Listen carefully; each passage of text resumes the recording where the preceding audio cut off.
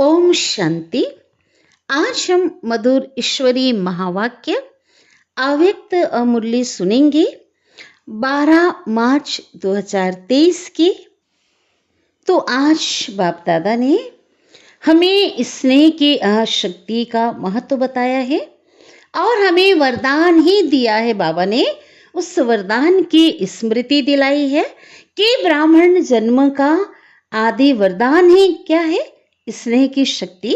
क्योंकि स्नेह से ही आप बच्चों का जन्म हुआ, स्नेह से ही बाप के बने हो। तो बाबा कहते इस वरदान को सदा याद में रखो, क्योंकि ये प्यार, ये परमात्मा प्यार ही क्या है? ये सहज योग है ना। क्योंकि जिससे प्यार होता है उसको याद करना नहीं पड़ता, उसकी याद तो स्वतः ही आती है। तो स्नेह में बाबा ने कहा समाना ही संपूर्ण ज्ञान है। बाबा ने बताया कि प्यार में इतनी शक्ति है कि उस प्यार की जो शक्ति से पहाड़ भी जैसी समस्या भी वो परिवर्तन हो जाती है और हल्का पानी की तरह हल्का हो जाता है। तो पत्थर को भी पानी बना सकते हैं, इतनी बड़ी शक्ति है। तो बाबा ने कहा कि कैसी भी माया तो आएगी, है ना, बड़ी बड़ी समस्या आएंगी, परिस्थितियां तो आएंगी ही, लेकिन माया का कितना भी बड़ा रूप आए, चाहे माया कितना भी बहुरूपी बन करके आए, आपके सामने सामना करे, तो बाबा कहते हैं आप उस प्यार के सागर में, उस स्नेह के सागर में समा जाओ। अगर डुबकी नहीं लगाओ, कहा बाबा ने, क्योंकि डुबकी लगाएंगे ना, ऊपर निकलेंगे तो माया की नजर पड़ेगी, तो माया अटैक करेगी। इसलिए बाबा कहते निकलो ही नहीं, उसमें समा जाओ। तो क्या होगा? बाबा कहते माया की शक्ति समाप्त हो जाएगी और वो जो है बाबा कहते शिव मंत्र बन जाएगा। तो इसलिए बाबा ने कहा खो जाओ। नहीं, अगर कहते मीठा बाबा, प्यारा बाबा, मेरा बाबा, ऊपर ऊपर नहीं कहो। ये कहना माना बाबा कहते डुबकी लगाते हो फिर निकलते हो।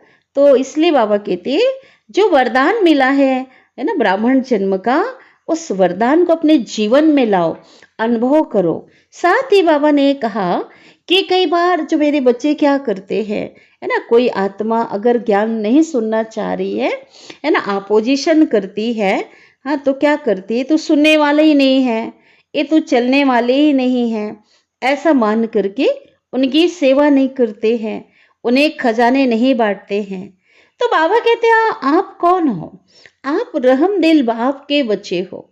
इसलिए आप जो है रहमदिल बन करके आप शुभ भावना से उनको देते चलो, बिना संकल्प के, है ना, उनको देते चलो। तो बाबा कहते जो भावना है ना, तो भावना का भाड़ा जरूर मिलता है, भावना का फल जरूर मिलता है। तो भले वो आत्माएं जो हैं ज्ञान के प्रति, योग के प्रति शुभ भावना नहीं भी हो उनकी, लेकिन आप अगर शुभ भावना रखेंगे तो जरूर वो बाबा ने कहा फलीभूत होगी, है ना। भले आज नहीं तो कल जरूर होगी, ये भगवानोवाच है। क्योंकि बाबा ने बहुत सुंदर एग्जाम्पल दिया। जैसे कोई फल फ्रूट की बात है, तो कोई फल जो है सीजन में निकलता है, कोई 12 माह ही जो है साल भर जो है उसका सीजन होता है। ऐसे बाबा कहते हैं कि जो वर्तमान में जो आत्माएं जो ज्ञान जो है वो नहीं सुन रही हैं, अपोजिशन कर रही हैं, तो बाबा कहते हैं वो सीजन का फल उसे मान करके चलो।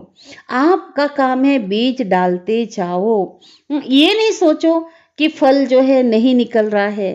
बाबा कहते वो फल जो है जरूर निकलेगा। बाबा ने एक बहुत बड़ी बात कही कि अगर कोई अपोजिशन भी करता है ना, कोई विरोध करता है, अपमानित करता है, गालियां देता है, तो बाबा ने कहा ये भी खाद का काम करेगी।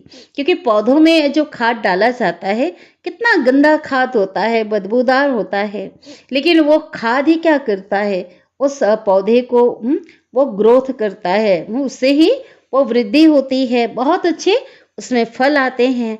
इसलिए बाबा ने कहा कि जितनी अगर आपको कोई गालियां दे रहा है, कुछ कर रहा है, लेकिन बाद में आपकी महिमा करेंगे, आपके गुण गाएंगे, इसलिए आप बच्चे दाता के बच्चे हो तो देते जाओ और लेने की इच्छा नहीं करो।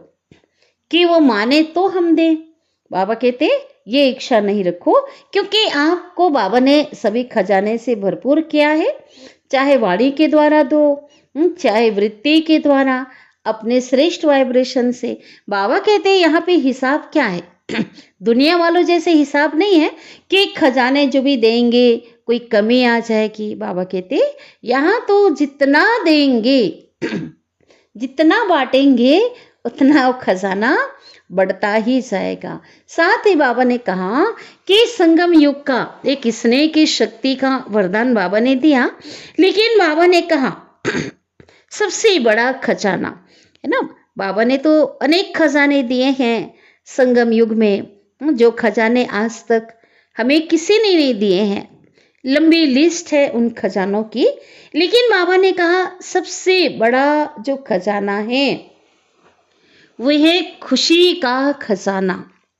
भगवान मिला, परमात्मा मिला, परमात्मा प्यार के अधिकारी बन गए, परमात्मा वरदानी के अधिकारी बन गए। तो बाबा कहते हैं ये जो खुशी कभी भी कम नहीं होनी चाहिए। इस खुशी को बाबा कहते बांटो, है ना। खुश रहो, सबको खुशियां बांटो। तो खुश रहने के लिए बाबा ने बहुत सुंदर युक्ति बताया है कि बाबा ने जो हमें ज्ञान जो दिया है पॉइंट, है ना। हर मुरलियों में कितनी खुशी के पॉइंट होती है।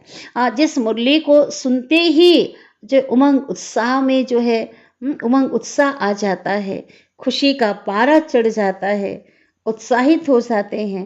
तो बाबा कहते हैं लेकिन अब उस पॉइंट को जब भूल जाते हैं, है ना, विस्मृति हो जाती है तो खुशी कम हो जाती है। इसलिए बाबा ने युक्ति अब बताया। अमृत वेले जब हम बाबा को याद करने उठते हैं उस समय हर दिन जो है नई नई खुशी के पॉइंट बाबा ने जो स्मृति दिलाया है, संगम युग की जो विशेषता है, तो उस खुशी के पॉइंट को बाबा कहते स्मृति में लाओ और सारा दिन उसी खुशी में रहो। तो ये भी बाबा कहते हैं दुनिया में देखो अभी जो लोगों का जो जीवन है उसमें खुशी नहीं है, उनका जीवन नीरस हो गया है, दुखी अशांत जीवन वो जी रहे हैं। तो अनेक प्रकार का साधन है, स्थूल सुख साधन होते हुए भी अंदर से क्या है वो बहुत ज्यादा निराश है। तो बाबा कहते हैं आप बच्चों के पास तो अविनाशी खुशियों का भंडार है ना। तो ऐसे समय पे है ना उनको खुशी का दान देना बाबा ने कहा महादान है। इससे क्या होता है, इससे उन आत्माओं की दुआओं के आप बच्चे पात्र बन जाओगे, है ना। बाप की भी दुआएं मिलेगी। इसलिए इच्छाएं, किसी से कोई इच्छा नहीं रखो। बाबा ने कोई बेहिसाब हम बच्चों को दिया है, तो बाबा ने कहा ये कोई दूसरे नहीं है, ये कोई पराये नहीं है, ये आपका ही परिवार है। ये सब बाबा के ही बच्चे हैं और परिवार में कोई हिसाब नहीं होता है। इसलिए बाबा ने कहा देते जाओ। दूसरी बात बाबा ने कही कि जब भी कोई माया आती है तो क्या करो, कोई बात आती है, बाप की गोदी में, स्नेह की गोदी में छिप जाओ, बैठ जाओ, है ना। जैसे छोटा बच्चा होता है तो जब देखता है ना कोई उसको कोई परेशान कर रहा है, कोई मुसीबत आ रही है, छोटा बच्चा भी जाके छुप जाता है, अपने माता पिता की गोदी में छिप जाता है, बैठ जाएगा।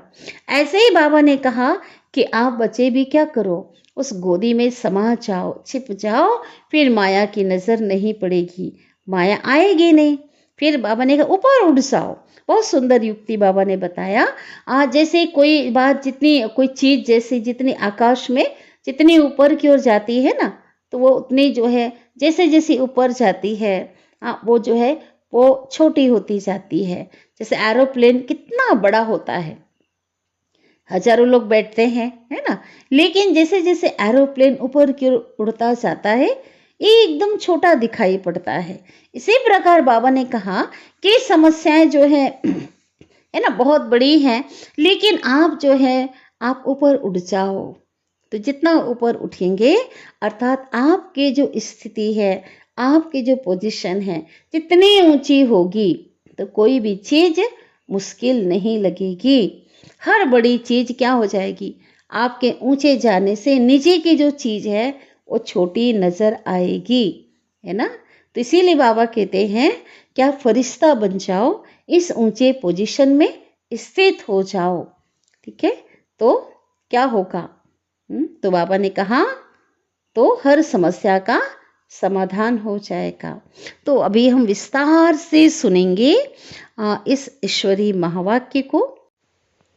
आज की अव्यक्त मुरली की हेडिंग है ब्राह्मण जन्म का आदि वरदान, स्नेह की शक्ति। ओम शांति। आज चारों ओर के सर्व बच्चों की स्नेह भरी स्मृतियां समर्थ बाप दादा के पास स्नेह के सागर के समान पहुंच गई है।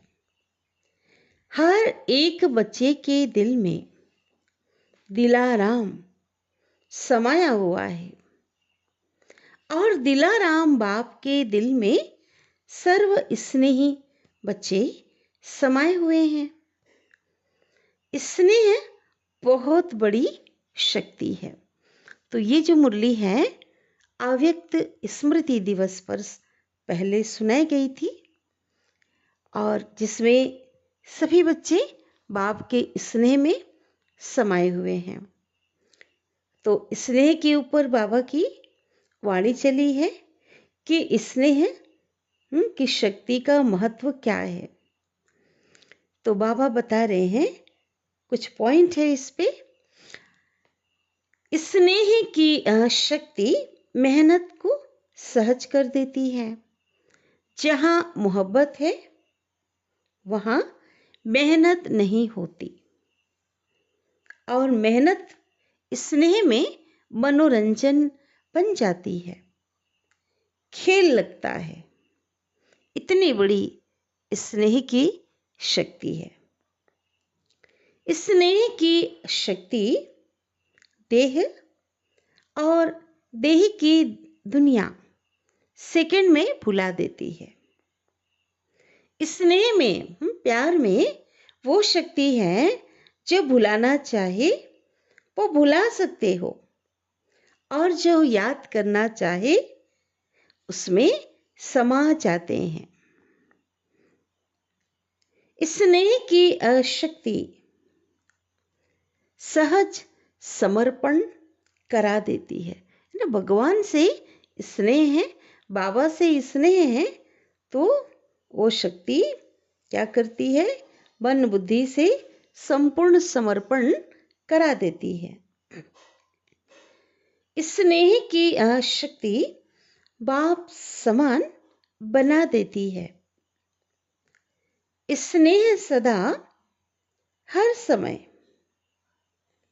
परमात्मा साथ का अनुभव कराता है। स्नेह सदा अपने ऊपर बाप की दुआओं का हाथ छत्र छाया समान अनुभव कराता है। स्नेह में इतनी शक्ति है जो असंभव को भी वो संभव इतना सहज कर देता है जैसे कार्य हुआ ही पड़ा है। फिर है स्नेह हर समय निष्पल निश्चिंत अनुभव कराता है। परमात्मा स्नेह की ये बात हो रही है, इतनी शक्ति है उसमें कि वो निश्चिंत अनुभव कराता है। स्नेह हर कर्म में निश्चित विजयी स्थिति का अनुभव कराता है। तो बाबा ने पूछा हम बच्चों से कि ऐसे स्नेह की शक्ति अनुभव करते हो ना? पूछ रहे हैं।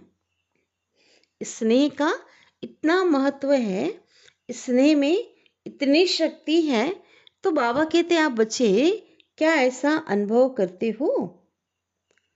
बाप दादा जानते हैं कि अनेक जन्म अनेक प्रकार की मेहनत कर थकी हुई आत्माएं हैं। भिन्न भिन्न बंधनों में बंधी होने के कारण आत्माएं मेहनत करती रही हैं। इसलिए इस समय बाप दादा मेहनत से मुक्त होने के लिए सहज विधि बता रहे हैं, और वो विधि है स्नेह की शक्ति। सभी बच्चों को बाबा स्नेह की शक्ति वरदान में देते हैं। अपने ब्राह्मण जीवन के आदि समय को याद करो। बाबा कहते जिस समय आप परमात्मा के बने उस समय, बाबा कहते उस आदि समय को बाबा ने याद करने के लिए कहा, याद करो। तो जन्मते ही सभी को स्नेह की शक्ति ने ही नया जीवन दिया। स्नेह की अनुभूति के लिए बाबा ने पूछा, मेहनत की? बाबा ने पूछा, हम सभी का अनुभव है, कोई मेहनत नहीं किया। मेहनत करनी पड़ी? पूछा बाबा ने। सहज अनुभव किया ना? तो यह आदि जन्म की अनुभूति ही, बाबा कहते यही क्या है? वरदान है। प्यार प्यार में खो गए। सदा इस स्नेह के वरदान को स्मृति में रखो। बाबा कहते स्नेह ने ही बाबा का बनाया, स्नेह ने ही जीवन को परिवर्तन कराया। तो बाबा कहते ये जो संगम युग में आज जब आप बच्चों को ये प्यार का वरदान कहें, स्नेह का वरदान जो मिला है उसको स्मृति में रखो। मेहनत के समय इस वरदान द्वारा मेहनत को परिवर्तन कर सकते हो। बाबा कहते इस वरदान के द्वारा आप बच्चों को मेहनत करनी नहीं पड़ेगी, बल्कि क्या हो जाएगा? सहज हो जाएगा। बाप दादा को बच्चों का मेहनत करना अच्छा नहीं लगता है। स्नेह की शक्ति की भी स्मृति मेहनत का अनुभव कराती है। बाबा कहते प्यार में जब कमी हो जाती है तो क्या होता है? वो स्नेह की जो शक्ति है उसको भूल जाते हो, तो मेहनत करना पड़ता है। कितनी भी बड़ी कैसी भी परिस्थिति हो, प्यार से स्नेह से परिस्थिति रूपी पहाड़ भी परिवर्तन हो। बाबा कहते स्नेह में इतनी शक्ति है कि परिस्थिति रूपी पहाड़ भी परिवर्तन हो, पानी समान हल्का बन सकता है। पत्थर को, प्यार पत्थर को बाबा कहते पानी बना देता है। आप पानी बना सकते हो। कैसा भी माया का विकराल रूप हो, तो माया का विकराल रूप व रॉयल रूप, रॉयल रूप माना जो समझ में नहीं आता कि ये माया का स्वरूप है, उसको कहते रॉयल रूप। तो अगर वो सामना करे तो बाबा ने युक्ति बताया कि विकराल रूप अगर रॉयल रूप माया का सामना करे तो सेकेंड में आप बच्चे क्या करो? स्नेह के सागर में, उस प्यार के सागर में समा जाओ, तो सामना करने की माया की शक्ति समाप्त हो जाएगी। बाबा कहते उस स्नेह में इतनी शक्ति है कि माया सामना कर नहीं सकेगी और माया की शक्ति सामना करने की खत्म हो जाएगी, समाप्त हो जाएगी।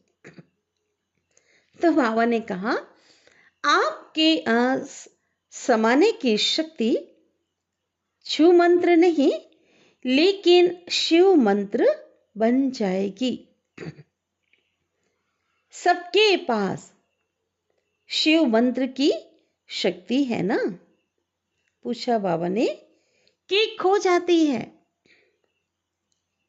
शिव स्नेह में समा जाओ। प्यार का सागर शिव बाबा है। बाबा कहते उसमें समा जाओ।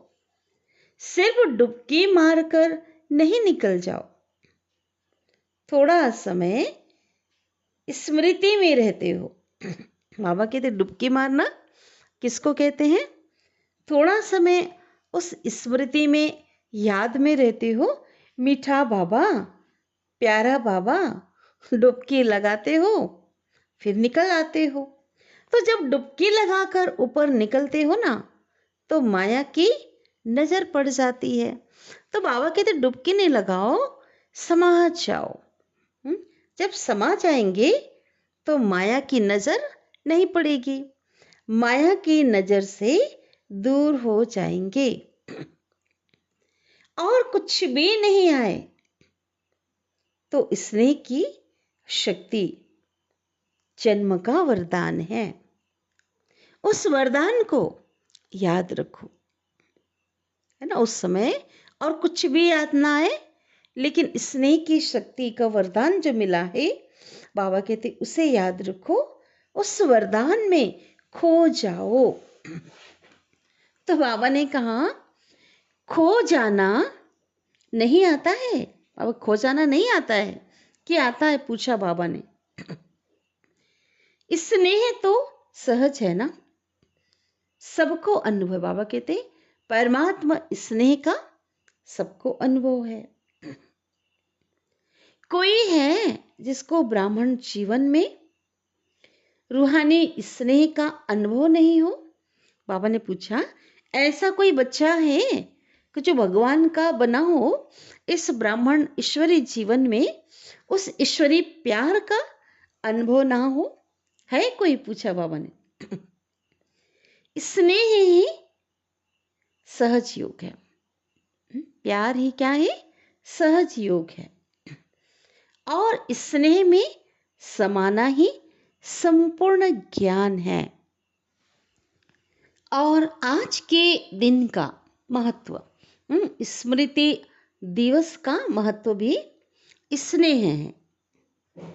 अमृत वेले से विशेष किस लहर में लहरा रहे हो? पूछा बाबा ने। बाप दादा के स्नेह में ही लहरा रहे हो ना? सर्व आत्माओं के अंदर एक बाप के सिवाय और कुछ याद रहा है ना? स्मृति दिवस के दिन कुछ भी याद नहीं रहता। उस दिन तो बच्चे, बाबा के बच्चे, पूरा ब्राह्मण परिवार बाप दादा के स्नेह में ही समाया हुआ होता है, खोया हुआ होता है। इसलिए बाबा ने कहा कि सर्व आत्माओं के अंदर एक बाबा के सिवाय और कुछ याद रहा? सहज याद रही ना कि मेहनत करनी पड़ी? तो क्या रहा? क्या होता है? सहज याद रहती है। तो सहज कैसे बनी? पूछा, क्वेश्चन मार्क है। स्नेह के कारण ना। तो क्या सिर्फ आज का दिन ही स्नेह का है?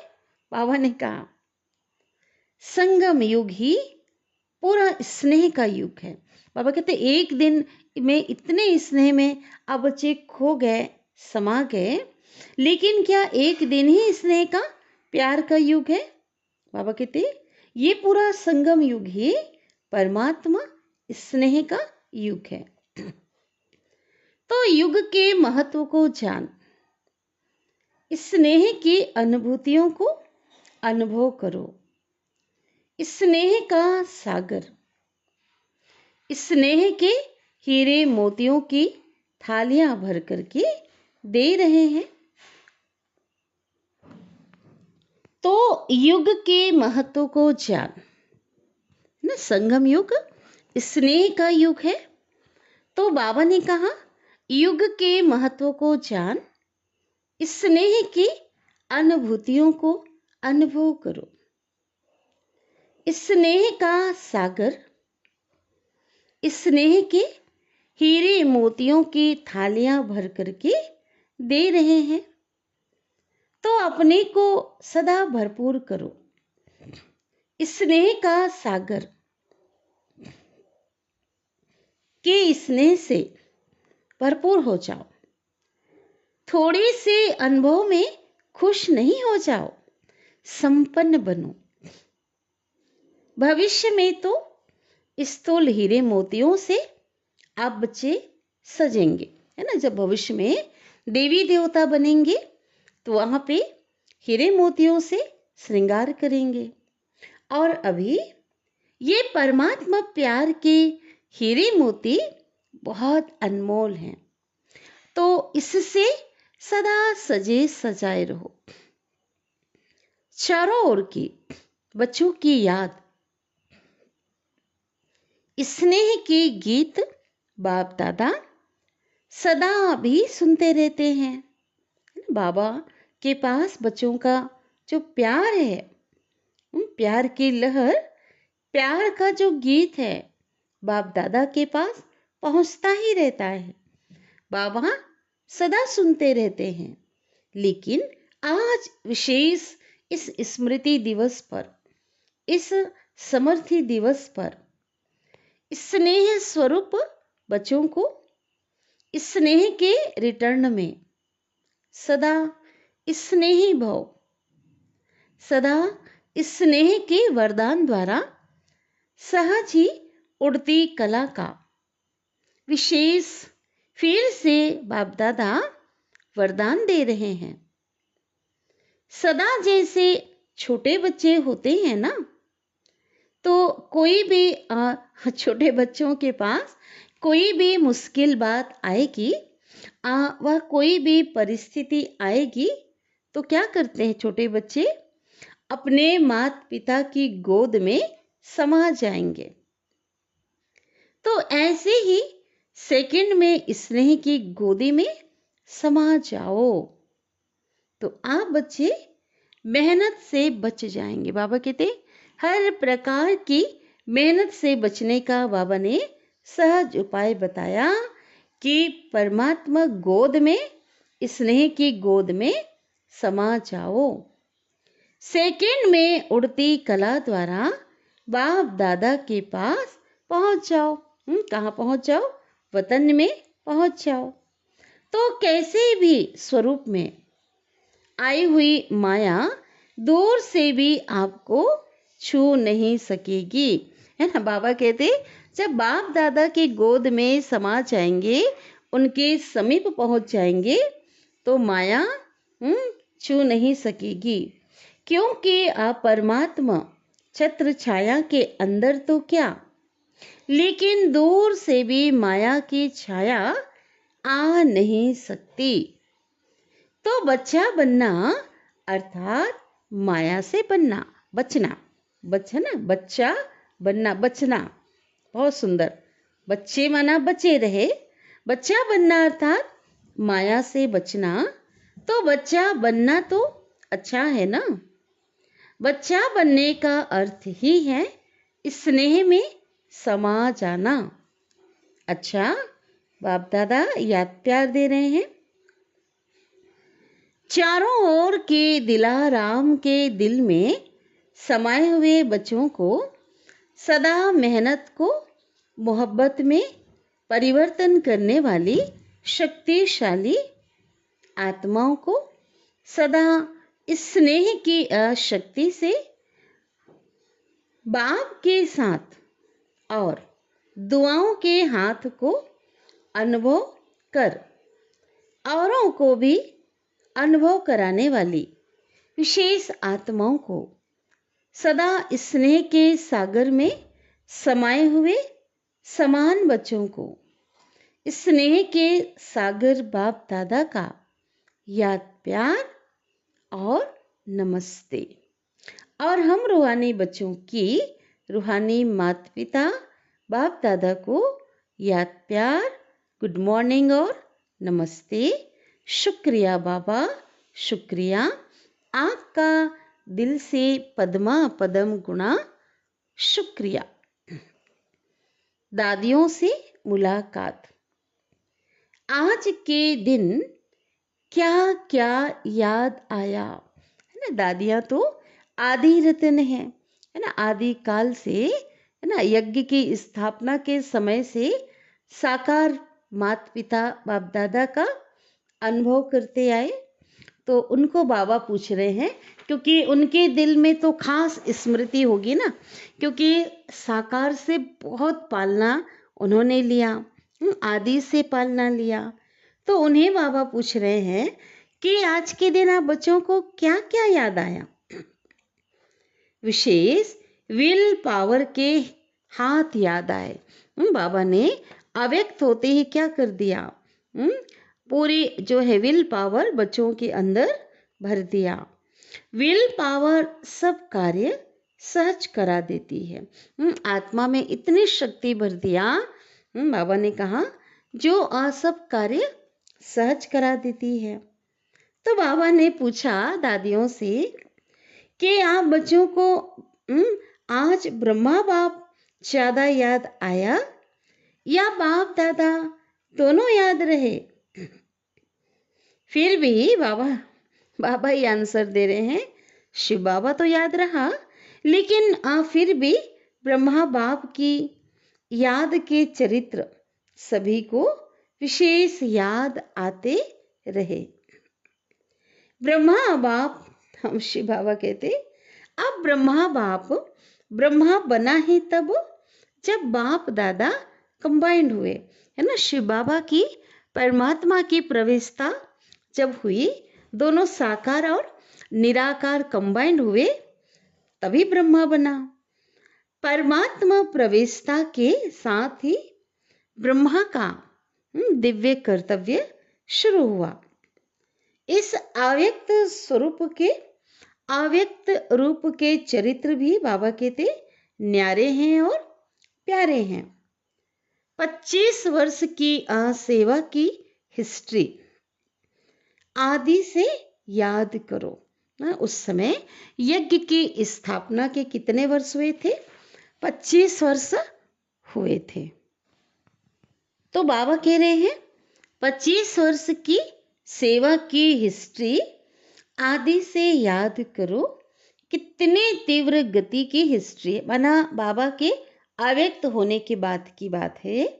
जैसे बाबा अव्यक्त हुए, है ना, संपूर्ण बने, उसके बाद बाबा कहते तीव्र गति से यज्ञ जो है विस्तार को पाता गया, है ना, उन्नति को पाता गया।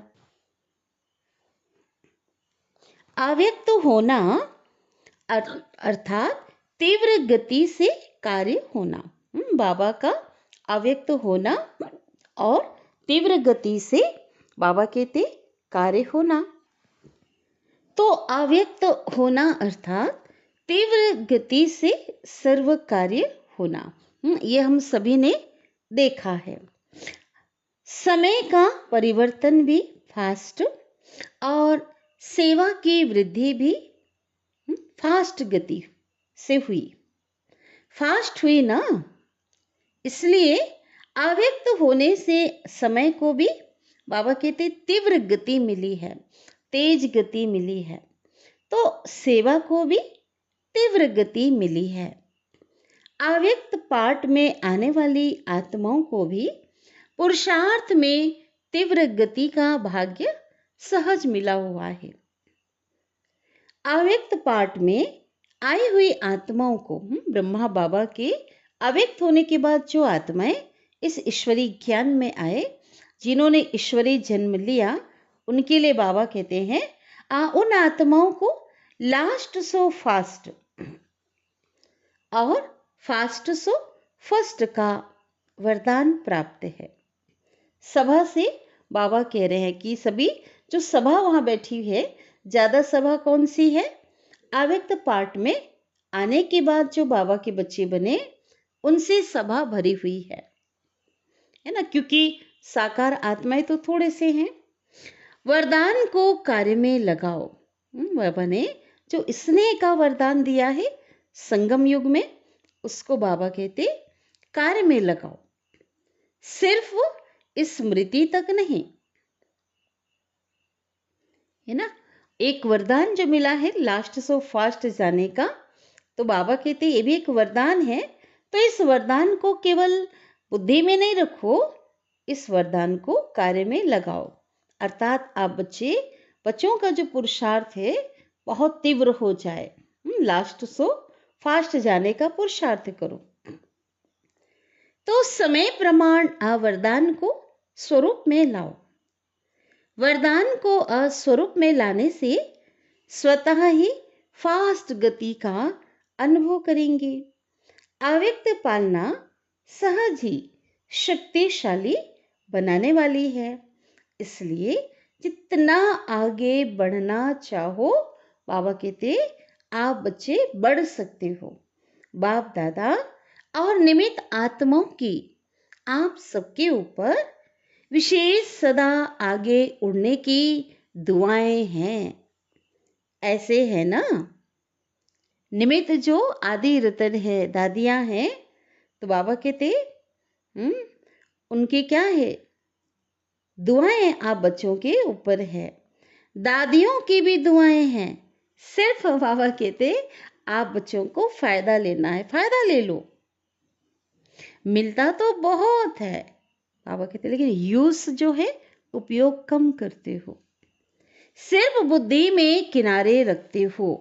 तो बाबा कहते हैं तो क्या करना है, बुद्धि में सिर्फ किनारे नहीं रखना है, आप बच्चों को उसे खाओ, किनारे नहीं रखो, खाओ, खर्च करो।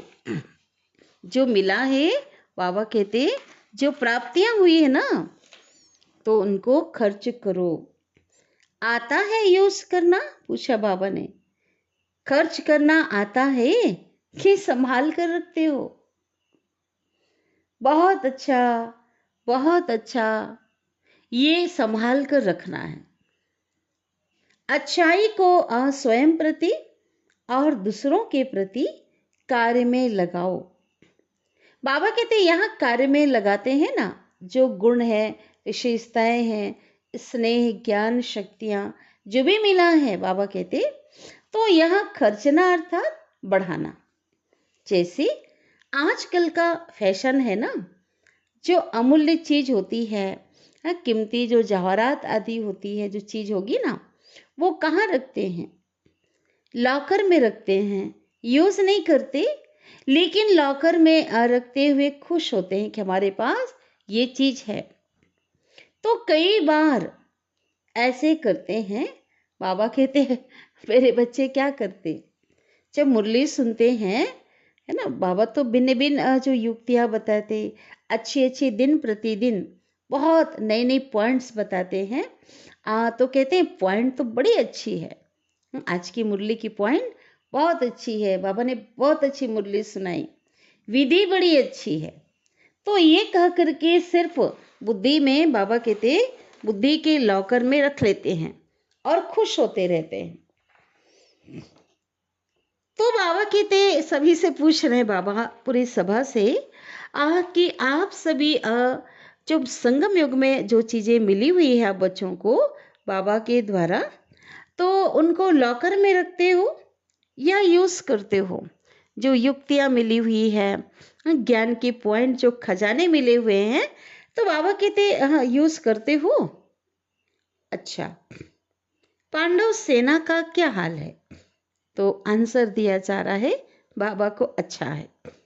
तो बाबा कहते सिर्फ अच्छा अच्छा कहने वाले तो नहीं हो ना, ऐसी सेना तैयार हो जो सेकंड में जो ऑर्डर मिले वो कर ले, ऐसे तैयार है। शक्ति सेना तैयार है, शक्तियों की सेवा अपनी है और पांडवों की सेवा अपनी है। पांडवों के सहयोग के बिना भी शक्तियां नहीं चल सकती और शक्तियों के सहयोग के बिना भी पांडव नहीं चल सकते, है ना, दोनों एक दूसरे के बाबा कहते पूरक हैं। अब दादी जी ने मैक्सिको के कॉन्फ्रेंस का समाचार बाप दादा को सुनाया, है ना। विदेश में मैक्सिको में क्या हुआ, कॉन्फ्रेंस हुआ है। तो बाबा कहते अच्छा है, साइंस वाले तो काम में लगे ही हैं, प्रयोग करने में साइंस वाले होशियार होते हैं। तो एक भी अच्छी तरह से, बाबा कहते साइंसदान जो हैं उनमें से एक भी अच्छी तरह से योगी और प्रयोगी बन गया तो बड़े से बड़े माइक का काम करेगा। माइक अर्थात एक के द्वारा अनेकों तक आवाज पहुंचाने का कार्य करना, है ना। कोई खास विशेष व्यक्ति जिसकी इतनी पहुंच हो, अगर वो बाबा का बच्चा बन गया, वो ज्ञानी योगी बन गया तो अनेकों तक ये मैसेज पहुंचाएगा। तो उसी समय बाबा को समाचार दिया जा रहा है कि लॉस एंजलिस में भूकंप आया है। तो बाबा कह रहे हैं ये समय के तीव्र गति की निशानियां समय प्रति समय प्रकृति दिखा रही है। अभी भी देखो, कुछ समय पहले तुर्की में भूकंप आया। ऐसे छोटे बड़े भूकंप तो आते ही रहते हैं, परिस्थितियां प्रकृति की आती ही रहती हैं। तो बाबा ने इसको कहा कि जो है ये तीव्र गति की निशानी, बाबा ने बोला। अब है अव्यक्त बाप दादा की बच्चों के साथ पर्सनल मुलाकात। फल की इच्छा छोड़ रहम दिल बन, शुभ भावना का बीज डालते चलो। बाप दादा द्वारा सर्व बच्चों को इस संगम युग पर विशेष कौन सा खजाना मिला हुआ है, पूछा बाबा ने। खजाने तो बहुत हैं, लेकिन विशेष खास कौन सा खजाना मिला हुआ है। खजाने तो बहुत हैं, लेकिन विशेष जो बाबा कहते संगम युग में जो खजाना है वो खुशी का खजाना है। तो खुशी का खजाना कितना श्रेष्ठ मिला है।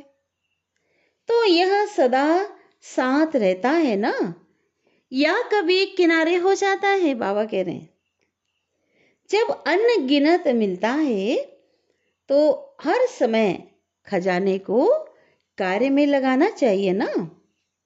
लोग तो इसलिए किनारे रखते हैं दुनिया में, जो मनुष्य हैं, कोई खजाने हैं, कोई प्राप्ति हुई है, उसको इसलिए रखते हैं किनारे संभाल कर कि आई वेल के समय काम में आएगा। जब ऐसी नाजुक परिस्थिति आ जाएगी तब क्या होगा, तब वो काम आएगा। लेकिन आपके पास तो बाबा कहते अथाह है ना, जो कभी खुटने वाला, खत्म होने वाला ही नहीं है। इस जन्म की बात तो छोड़ो, लेकिन अनेक जन्म यह खुशी का खजाना साथ रहेगा। अनगिनत है तो यूज करो ना। बाप दादा ने पहले भी सुनाया है कि प्राण चले जाएं लेकिन खुशी नहीं जाए, इसलिए खुशी को कभी भी किनारे नहीं रखो और ही महादानी बनो। क्योंकि वर्तमान समय और कुछ भी मिल सकता है, लेकिन सच्ची खुशी नहीं मिल सकती।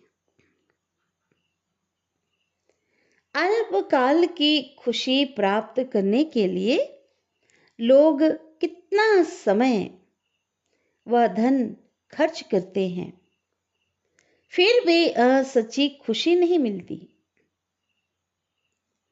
तो ऐसे ही आवश्यकता के समय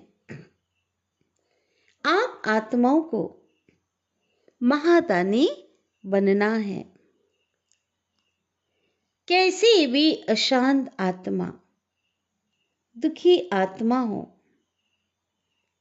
अगर उसको खुशी की अनुभूति करा दो तो कितनी दिल से दुआएं देंगी। आप दाता के बच्चे हो तो फराक दिली से बांटो। बाबा कहते बड़े दिल से बांटो खजाने को, कोई कंजूसी नहीं करो। बांटना तो आता है ना। तो बाबा कहते हैं तो क्यों नहीं बांटते हो? समय को देख रहे हो? बाबा कहते समय कितना नाजुक है। हर आत्मा तड़प रही है, दुखी है, अशांत है, कंगाल बन चुकी है, शक्तिहीन बन गई है। तो बाबा कहते हैं आप बच्चों को दिल से रहम आना चाहिए। जो अशांति दुख में भटक रहे हैं वो कौन है? बाबा कहते आपका ही परिवार है ना। तो परिवार को सहयोग दिया जाता है ना। तो वर्तमान समय महादानी बनने के लिए विशेष रहम दिल के गुण को इमर्ज करो। आपके जड़ चित्र वरदान दे रहे हैं। कहाँ वरदान दे रहे हैं? मंदिरों में जड़ चित्र भक्तों को क्या दे रहे हैं? 63 जन्म से, द्वापर युग से वरदान दे रहे हैं। तो आप भी चैतन्य में रहम दिल बन बांटते जाओ, क्योंकि अपरवश आत्माएं हैं।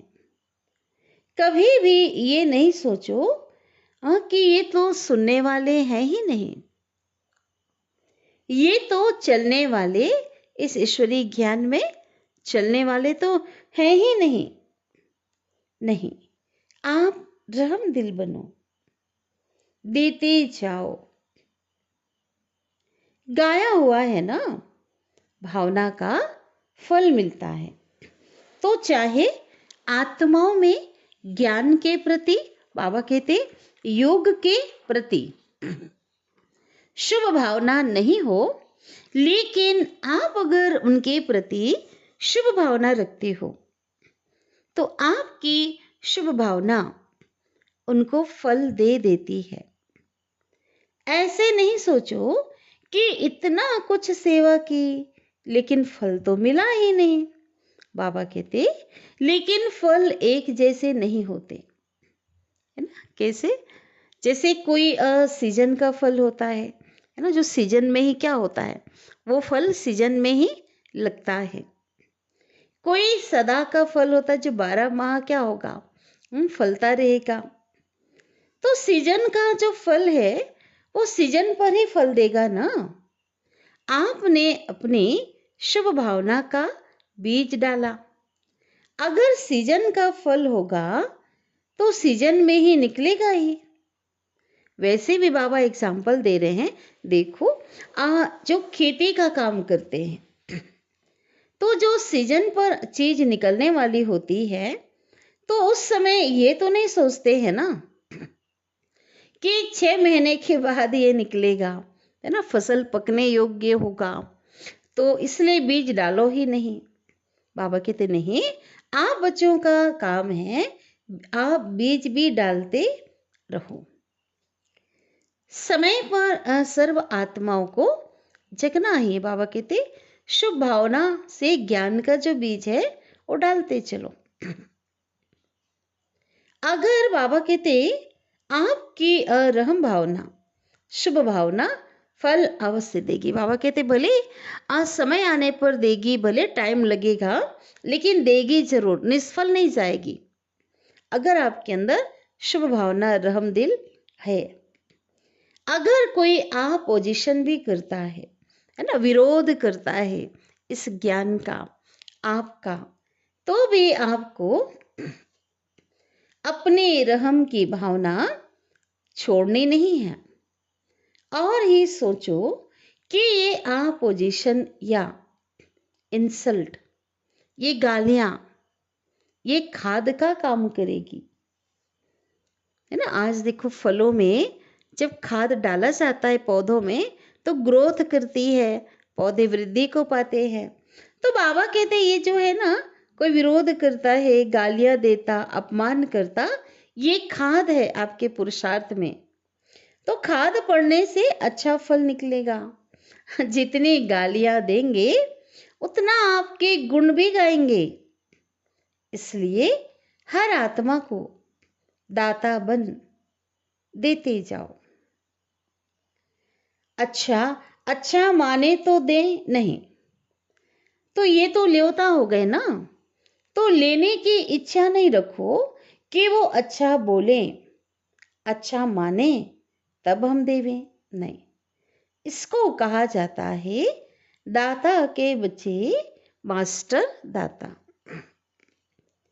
चाहे वृत्ति द्वारा, चाहे वाइब्रेशन द्वारा, चाहे वाणी द्वारा, सबको देते जाओ। इतने भरपूर हो ना, पूछा बाबा ने। बाबा ने तो बहुत भरपूर किया है, हम बच्चों को अथाह खजाने दिए हैं ना। सब खजाने हैं, ज्ञान, गुण, शक्तियां, है ना। बाबा की ते स्नेह, वरदान। डबल विदेशियों को देख करके बाप दादा डबल खुश होते हैं। क्यों? क्योंकि डबल पुरुषार्थ करते हैं ना।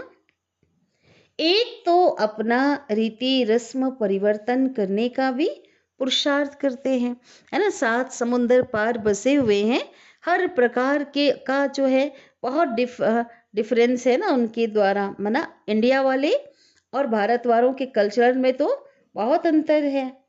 तो बाबा कहते हैं फिर भी क्या कर रहे हैं, वो ब्राह्मण जन्म के जो विशेषता है, जो रस्म है, संस्कार है, उसको धारण कर रहे हैं।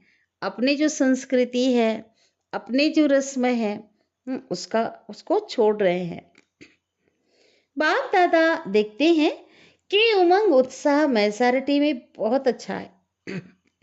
अगर कभी उमंग उत्साह बीच बीच में ऊपर और नीचे होता है ना, तो बाबा ने कहा आज विधि जो बताया है, समा जाओ, स्नेह की गोदी में छिप जाओ,